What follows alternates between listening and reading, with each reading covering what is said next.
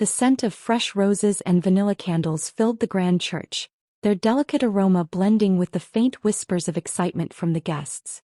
Soft classical music floated through the air, a gentle backdrop to the most important moment of my life. The sun streamed through the tall stained glass windows, casting colorful patterns across the polished marble floor. This was supposed to be my perfect day. I stood at the altar, my heart pounding, not with nerves but with overwhelming joy. Daniel, my soon-to-be husband, held my hands, his warm gaze locked onto mine. I had dreamed of this moment for years and now it was finally here. But then it happened. A sharp gasp cut through the room, followed by the unmistakable sound of liquid splattering against fabric. I felt it before I saw it, something warm and wet seeping through the delicate lace of my gown, dripping down my arms. The church fell into a stunned silence. I looked down.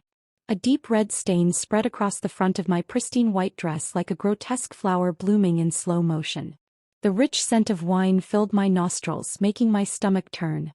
For a second I couldn't process what had happened. Then the whisper started. "Oh my God," someone murmured. "She's ruined." I lifted my head, my breath caught in my throat. My eyes darted toward the source of the disaster. A waiter stood frozen a few feet away, his face ghostly pale, his tray overturned on the floor. The shattered remains of a wine glass lay beside him, the dark liquid still pooling on the marble. His hands trembled as he stammered, "I'm so sorry. I didn't mean to, I just..."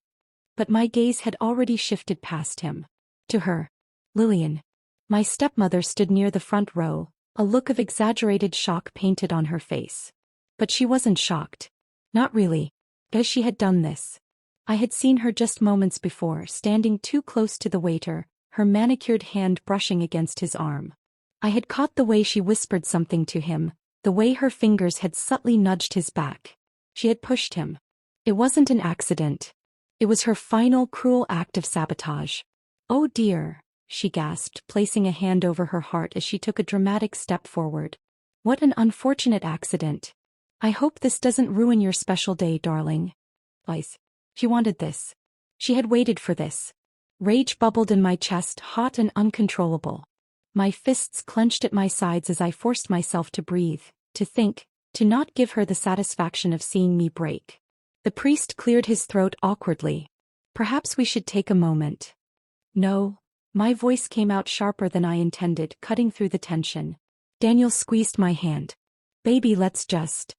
"No," I repeated, turning to face her fully.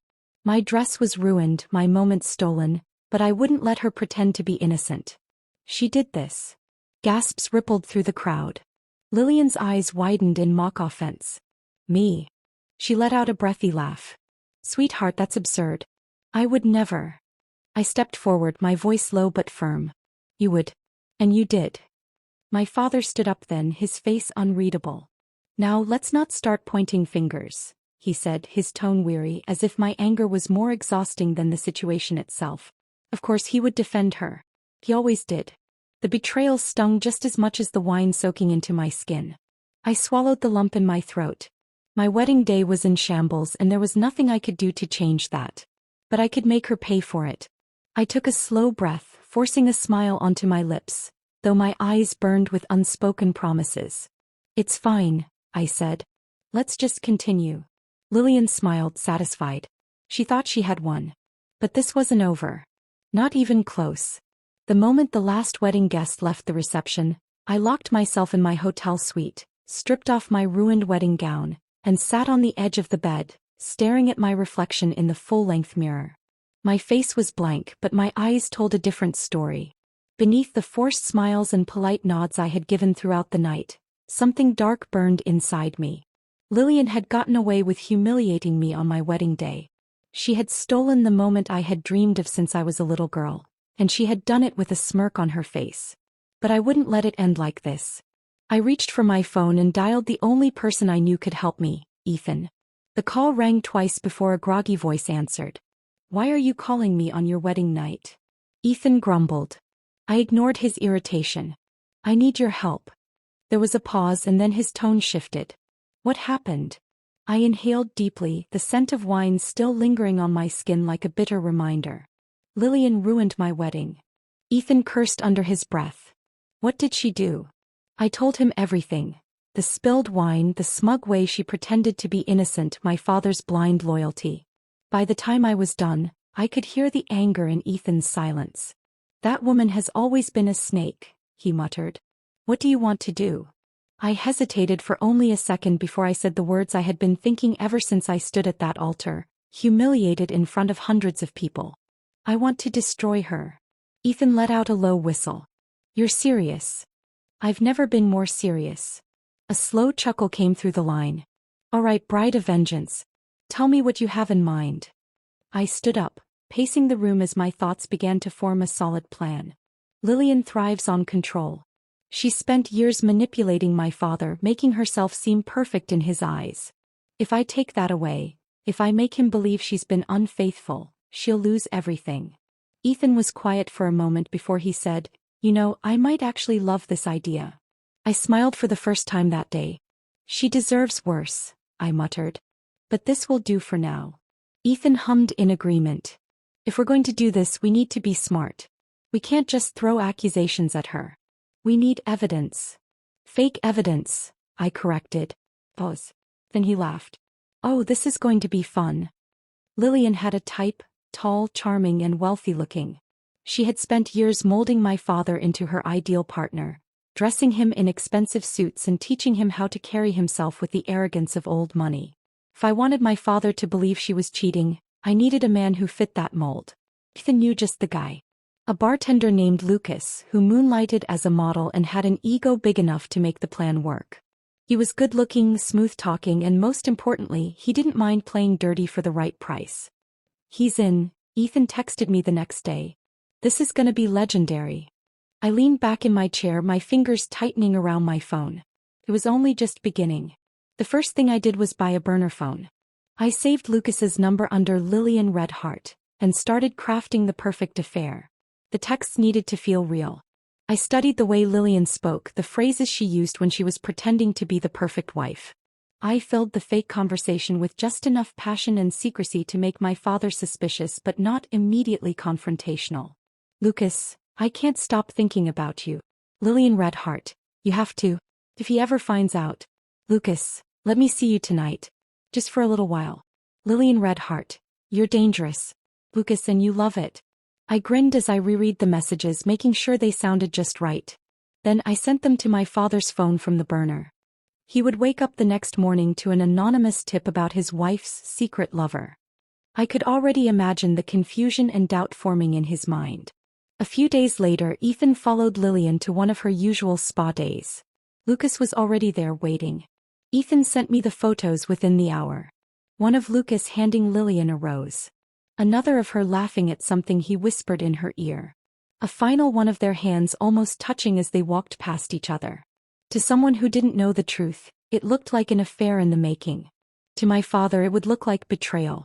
The last step was the nail in the coffin. I booked a hotel room under Lucas's name. The reservation was for 2 people. I left a note on the system that read, "For my beautiful Al." Then I made sure my father found out. I sent an anonymous email with a screenshot of the booking confirmation, along with a final message. You should check on your wife tonight. You won't like what you find. It was done. The trap was set. And I was ready to watch her fall. The moment I sent that anonymous email to my father, a thrill of satisfaction ran through me. Lillian had ruined my wedding out of pure spite, but I was about to ruin something much more valuable to her. Her marriage, her reputation, and the cushy lifestyle she had carefully built for herself. Now all I had to do was wait. The first crack in Lillian's perfect world appeared the next morning at breakfast. I wasn't there in person, but Ethan, my ever-reliable source, had stationed himself at the country club where my father and Lillian usually had their morning coffee. He texted me updates as he watched them from afar. Ethan, showtime. He just put his phone down and she's already noticed something's wrong. I imagined my father sitting stiffly, his fingers gripping his coffee cup a little too tightly, his gaze lingering on Lillian a second longer than usual. He was never the jealous type, but he was a man of pride. And nothing wounded a man's pride more than the idea of being made a fool. I pictured Lillian tilting her head, flashing one of her concerned, well-rehearsed smiles. "Darling, is something the matter?" And my father, ever the composed businessman, would shake his head and say nothing. But it wouldn't be nothing.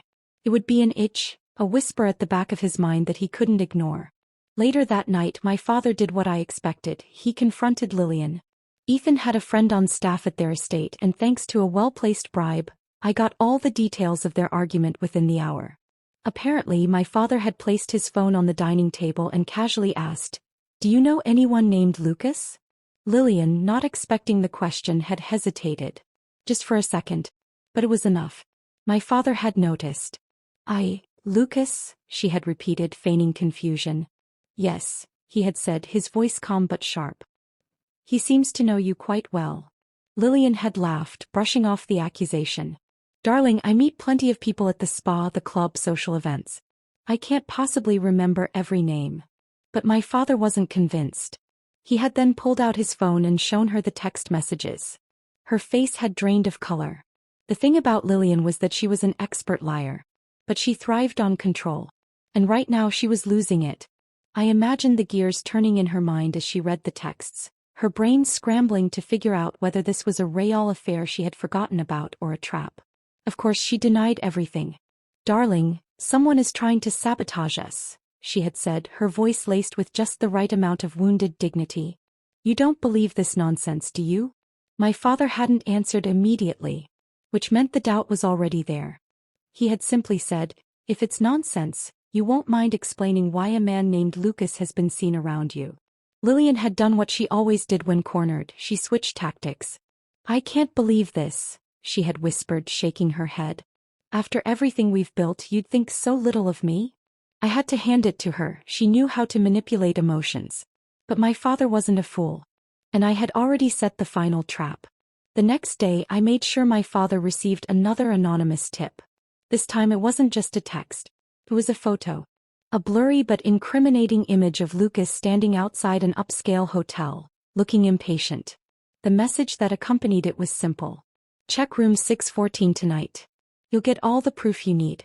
That night my father showed up at the hotel.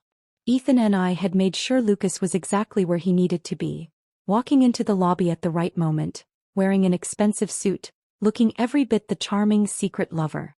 My father watched from a distance as Lucas walked toward the elevator. He waited, and then he moved. The moment the doors slid shut behind Lucas, my father marched to the front desk. "I need to know which room that man just checked into," he demanded. The receptionist, professionally trained to be discreet, had hesitated. "I'm sorry, sir, but we can't give out that information." That's when my father had taken out his wallet, pulled out a thick stack of bills and slid it across the counter. It was amazing how quickly principles could vanish when money was involved. The receptionist had checked the system, then leaned in. "Room 614. My father hadn't wasted a second.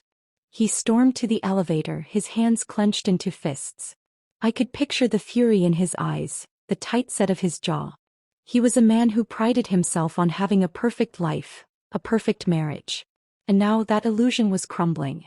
When he reached the door of room 614, he didn't hesitate. He pounded on it. "Open up, Lillian." Of course, Lillian wasn't inside. But Lucas was. Lucas, who had been instructed to act confused, then defensive. "What the hell? Who are you?" My father had shoved him against the doorframe. "Where's my wife?" Lucas had played his part well, his expression shifting into something smug. "Oh, you're her husband." That was all my father needed to hear. His face turned red with rage and he stormed out of the hotel without another word. Lillian didn't know it yet, but the moment my father walked out of that hotel, their marriage was over. The next morning my father didn't go home. Instead he called his lawyer. By the time Lillian realized what had happened, divorce papers were already being drafted. She tried to fight back, of course.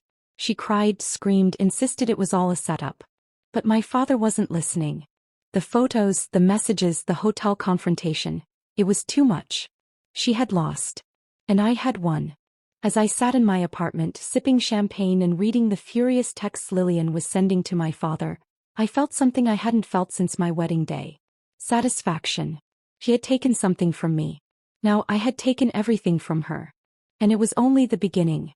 The moment my father left the hotel that night, Lillian's fate was sealed. She just didn't know it yet. I had spent months watching her destroy everything she touched. Especially me. But now the tables had turned. And the best part? She had no idea who was behind it.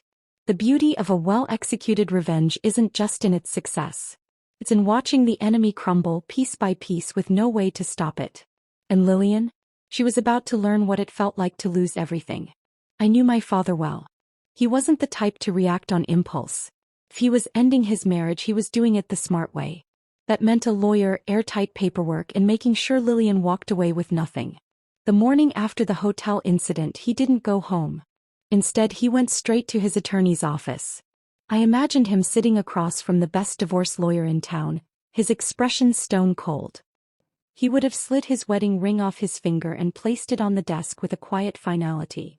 I want it over, he would have said. Fast. His lawyer would have leaned back, steepling his fingers. Adultery gives us leverage, he would have pointed out. If we can prove it. My father had already thought of that. Check my email, he said. I have all the proof you need. Oh, if only he knew where that proof had really come from. By lunchtime, Lillian still had no idea what was coming. She had spent the morning at the spa, sipping cucumber water and gossiping with her equally vapid friends, probably feeling on top of the world. But then her phone rang. It was her lawyer. Lillian, he said in a carefully measured tone, we have a problem. Those 4 words were enough to ruin the rest of her day. She sat up straighter, gripping her towel. What kind of problem? A divorce problem. Lillian laughed. A sharp, dismissive sound. Oh please. My husband isn't going to divorce me. He knows he could never do better. There was a pause on the other end of the line. Then the lawyer sighed. He's already filed the papers, Lillian. And he's coming after everything. That was the moment her world tilted. Her laughter died in her throat. What? She whispered. The lawyer continued, his voice more clipped now. Your husband has photos. Text messages. A witness who saw you meeting a man at a hotel. He's got grounds for infidelity and he's using it. Lillian's nails dug into her skin. This is insane. I didn't cheat. The lawyer's silence spoke volumes. Lillian, he finally said, if your husband believes it, the court will too. And right now he's playing this smart. He's freezing assets, cutting cards, and moving fast. You need to act. For the first time in years, Lillian felt powerless. She stood abruptly, knocking over her untouched spa water. I need to call him. Lillian tried calling my father 6 times that afternoon. He didn't answer. When she finally drove home, she expected to throw open the door, march inside, and demand an explanation. She didn't expect to find that her key no longer worked. Confused, she knocked. Then she banged. One of the house staff hesitantly opened the door. Mrs. Lillian, I was told not to let you in. Lillian's face contorted with rage. What? She tried to push past, but the housekeeper stood firm. I'm sorry, ma'am. Mr. Daniel's orders. Lillian stared at her, stunned. For years she had ruled this house. Given orders. Controlled everything. Now she was being locked out like a stranger. Panic crawled up her throat. Where's my husband? He's not home. Lillian clenched her fists. Then I'll wait. She stormed to the front patio, her expensive heels clicking furiously against the stone. She stood there for nearly 2 hours, arms crossed, waiting. When my father finally arrived, he barely even looked at her. He stepped out of his car, adjusted his cufflinks, and started walking past her. Darling, she said, her voice strained but composed. What's going on? He didn't stop walking. She hurried after him. James, stop. This time he did stop. He turned to her, his face devoid of emotion. What do you want, Lillian? Her stomach twisted. You know I didn't cheat. He raised an eyebrow. Do I? Lillian faltered. Someone is trying to frame me. My father let out a short, humorless laugh. You expect me to believe that? After everything? Her throat went dry. What do you mean, everything? He stared at her for a long moment. Then he shook his head. This isn't just about the affair, Lillian. It's about you. The lies. The manipulation. The way you treated my daughter on her wedding day. Lillian's face paled. So that was it. This wasn't just about infidelity. It was about me. As much as Lillian loved my father's money, she loved something else even more. Her reputation. And I wasn't done destroying it. I had spent weeks collecting dirt on her. Small scandals, hidden rivalries, Whispered secrets from high society luncheons. Now I used them. Over the next few days, the rumors spread like wildfire. Did you hear? Lillian got caught cheating at the Grand Royal. I heard James froze all her accounts. She's living off borrowed money. Honestly, I always thought she was too fake. Looks like karma finally caught up. One by one, her friends abandoned her. Her invitations to exclusive events? Revoked. Her social standing? Shattered. Her biggest fear had come true. She wasn't just losing her marriage. She was losing everything. The final nail in her coffin came in the form of an anonymous video. A leaked hotel surveillance clip. It wasn't even that damning. Just Lucas entering room 614 and my father arriving minutes later. But with the rumors already in place, it was enough. People didn't need proof. They needed a story. And this was the perfect one. By the end of the week, Lillian was finished. Her credit cards? Declined. Her fancy friends? Gone. Her entire marriage? Over. She tried fighting back, of course. She stormed into law offices, demanded statements be retracted, swore up and down that she was innocent. But no one cared. I made sure of that. On the day the divorce was finalized, I met her. She had asked to see me, though I wasn't sure why. I arrived at the small cafe where she had chosen to meet, half expecting her to throw her drink in my face. But she didn't. He just sat there looking tired. I took my seat, watching her carefully. "You did this," she finally said, her voice devoid of its usual venom. I smiled. "Did what?" Her jaw tightened. "You set me up." I tilted my head. "Oh, Lillian. I didn't make my father believe you were a cheater. You did that all on your own." She inhaled sharply, fury flashing in her eyes. I leaned forward. "You destroyed my wedding out of spite. So I destroyed you." Lillian swallowed. For the first time, she looked truly afraid. I stood, tossing a few bills onto the table. "Enjoy your new life, Lillian." And with that, I walked away, leaving her with nothing but the wreckage of everything she once had. Lillian was out of our lives, but that didn't mean the story was over. If anything, the aftermath was just as satisfying as the downfall itself. Because even after someone's destruction, the real test is what happens next. How the dust settles, who rises from the ashes, and who is left scrambling in the ruins. And in this case, Lillian was left with nothing but regret. After the divorce was finalized, my father wasted no time in cutting Lillian off completely. Her bank accounts? Frozen. The house. No longer hers. The luxury cars? Repossessed. The social circle she once dominated? Gone. For a woman who thrived on wealth, power, and influence, it was the ultimate nightmare. I had imagined she would try to bounce back, find another wealthy man, manipulate her way into another high society life. But that was the thing about a public scandal. It didn't just strip you of what you had. It made sure no one wanted to be associated with you ever again. Word had spread too far too fast. Everyone had heard about her affair, the humiliating way she was locked out of the house, and how my father had tossed her aside like yesterday's trash. It didn't help that the leaked video, the one showing Lucas entering the hotel room, was now the go-to gossip topic in every high-end gathering. People weren't just whispering about her. They were mocking her. And if there was one thing Lillian couldn't stand, it was being laughed at. She tried to sue for a larger divorce settlement, of course. She wasn't about to leave empty-handed.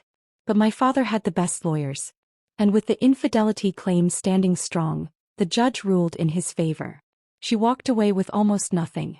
She moved into a cramped rental apartment on the outskirts of town, a far cry from the mansion she once ruled. The last time I heard, she was barely getting by, bouncing between jobs, trying to hold on to the last scraps of her dignity. Some people said she was still scheming, still trying to claw her way back to the top. But she would never recover from this. Not fully. Because her name, once respected and feared, had become a joke. It was strange at first seeing my father without Lillian. 4 years he had been trapped in her web, controlled by her manipulations. But after the divorce, it was like watching a man wake up from a deep sleep. He started smiling more, laughing, spending time with people who actually cared about him. And most importantly, he started rebuilding our relationship. For the first time in years, he truly saw me. One evening we sat together in his study, sharing a quiet drink. He turned to me with a solemn expression. "I should have listened to you earlier." I shrugged, pretending it didn't matter. "It's over now," He sighed, shaking his head. No. I let her treat you horribly. I let her ruin your wedding. And I did nothing. That's on me. For a long moment we sat in silence. Then he reached over and squeezed my hand. I'm proud of you. Those 4 words meant more than I could express. Because for so long, I had wanted him to see me, to understand that I wasn't just some naive girl he could push aside. No. He finally did. With Lillian gone, I could finally focus on my own life. My wedding had been ruined, yes. But my marriage? That was something I still had control over. And after everything, I wasn't about to let Lillian's actions define my happiness. So we did it again. A new wedding. A fresh start. This time without drama, without interference, without the shadow of a bitter stepmother looming over us. As I walked down the aisle, I saw my father in the front row watching me with pride. And that was the real victory. Not just that I had taken Lillian down, but that I had gotten my family back. Months later, I ran into Lillian by accident. It was at a small cafe, nothing like the high-end places she used to frequent. She was sitting alone, staring into her coffee with a distant look in her eyes. She didn't notice me at first. Not until I walked past her table. Her gaze lifted, and for a split second, something flickered in her expression. Recognition, shame, anger. But mostly, defeat. She didn't say a word. Neither did I. I just gave her a small, knowing smile. Then I walked away. Because she was no longer a threat. She was just a woman who had lost everything. And that, in the end, was the best revenge of all. Looking back on everything, I realize now that revenge isn't just about making someone suffer. It's about reclaiming what was stolen from you, your dignity, your peace, your power. Lillian had taken so much from me. She had ruined my wedding, manipulated my father, and treated me like an outsider in my own home. She had spent years making my life miserable, all while pretending to be the perfect wife and stepmother. And for a long time I let her win. But when I struck back, I didn't just destroy her marriage. I shattered the entire facade she had built. I took away her wealth, her reputation, her influence. And I made sure she felt the exact kind of humiliation she had once inflicted on me. And yet, as satisfying as it was to watch her downfall, that wasn't the true victory. The real victory was what I gained. My father, once blind to her deception, finally saw the truth. Our relationship, once fractured, was rebuilt stronger than ever. I got my wedding redo, free from Lillian's interference. And most importantly, I found peace. For the first time in years, I didn't have to live in fear of her next scheme. He was out of my life. Did she deserve it? People often ask, did Lillian deserve everything that happened to her? Some might say I went too far. That planting fake evidence was cruel. That I could have just walked away and let karma take care of her. But here's the thing. Karma isn't always fast enough. Some people get away with their cruelty, leaving their victims with nothing but resentment and unhealed wounds. I wasn't going to let that happen. Lillian had played dirty for years. She had manipulated, schemed, and destroyed lives without hesitation. She had ruined my special day just for the pleasure of it. So no, I don't regret what I did. I simply played her game. And I played it better. Would I do it again? If given the chance, would I still take my revenge? Yes. But this time I would savor it more. I would watch her downfall unfold slowly, relishing every moment she realized she had lost everything. Because some betrayals demand justice. And I delivered it. Moving forward. After everything, I made a promise to myself. I would never let anyone treat me the way Lillian did. I had learned to stand up for myself. To fight back. To protect what was mine. And as I walked into my future, happily married with my father back in my life and my past finally buried, I knew one thing for sure. This wasn't just the end of her story. It was the beginning of mine. Life has a funny way of moving forward even after the dust of revenge settles. Lillian was gone, my father was free, and I had reclaimed my peace. But what comes after victory? What happens when the villain is defeated and the war is over? The answer was simple. I had to learn to live without a battle to fight. For so long, my life had revolved around surviving Lillian's cruelty. Even before she ruined my wedding, she had been a constant thorn in my life. An opponent, a manipulator, a shadow I couldn't shake. But now, with her out of the picture, I was left with something unfamiliar. A future without chaos. Felt strange. The first few months were like breathing fresh air after being trapped in a smoke-filled room. My father, who had once been a distant and controlled man, started making up for lost time. He visited often, bringing gifts, asking about my life, and even sharing childhood memories of my mother.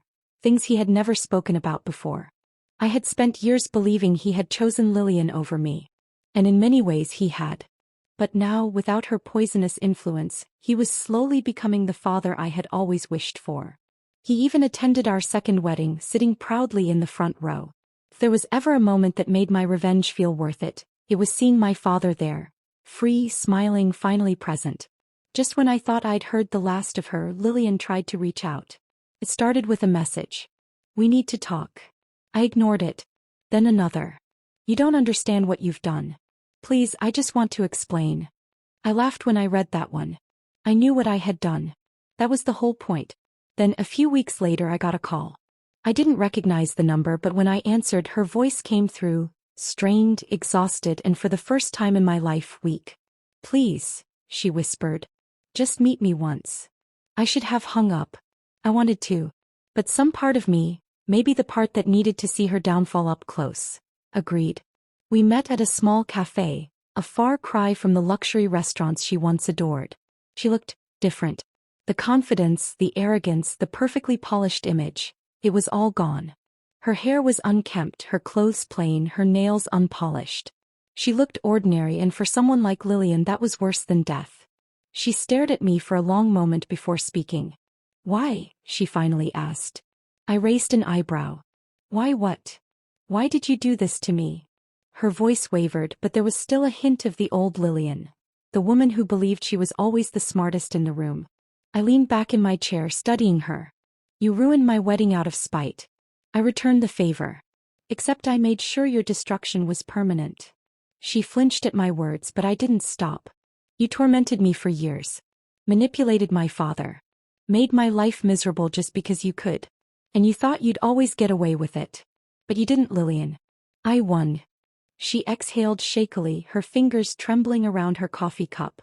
"I never wanted this." I laughed, shaking my head. "Liar." She looked down, ashamed.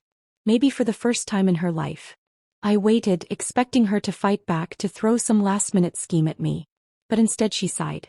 "You're right," she admitted softly. "I did this to myself." That was the closest I would ever get to an apology. And honestly, it was enough.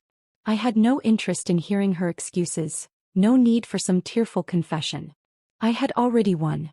So I stood up, tossing a few bills on the table. "Goodbye, Lillian." As I walked away, I could feel her eyes on my back. And for the first time ever, I was the one leaving her behind. That meeting was the last time I ever saw her.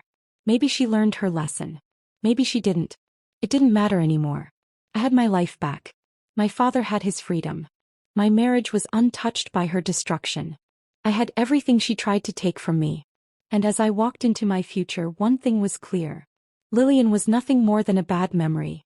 And I was finally completely free.